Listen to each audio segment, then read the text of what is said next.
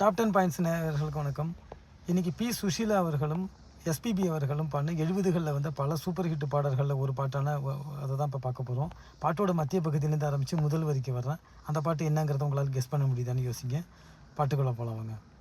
கண்ணம் சிறு குழி விழி சிரிக்கின்ற வண்ணம், மின்னும் இதழ் பறவைகள் குடிக்கின்ற கிண்ணம், தாலாட்டு பூச்சூட்டு நான் உந்தன் சொந்தம், ஆராத்தி நீ காட்டு ஆனந்த பந்தம், என் வீட்டு பச்சை கிளி இன்று என் தோளில் கொத்தும் கிளி, இடமிருந்து வளமிருந்து என்னோடு வட்டமிடும் வண்ணக்கிளி, மங்கை தினம் கலகலவென வரும் கங்கை,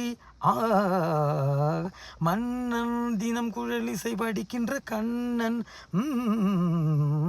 ராகங்கள் பாவங்கள் நான் கண்டேன் இங்கே, மேளங்கள் தாளங்கள் ஊர்வலம் அங்கே, கல்யாண பெண்ணாயிரு அங்கே கண்ணாடி முன்னே இரு, கடவுளுக்கு நன்றி சொல்லி என்னாலும் அன்பு கொண்ட கண்ணாயிரு, ஏதோ ஒரு நதியில் நான் இறங்குவதை போலே, ஏதோ ஒரு இன்பம் நீ அருகில் இருந்தாலே, சிங்கார செம்மாதுளை உந்தன் செந்தூரம் காட்டும் கலை, பொழுது செல்ல கல்யாண பந்தலிடும் கலைச்சோலை, பொழுது செல்ல கல்யாண பந்தலிடும் கலைச்சோலை, ஏதோ ஒரு நதியில் நான் இறங்குவதை போலே, ஏதோ ஒரு இன்பம் நீ அருகில் இருந்தாலே.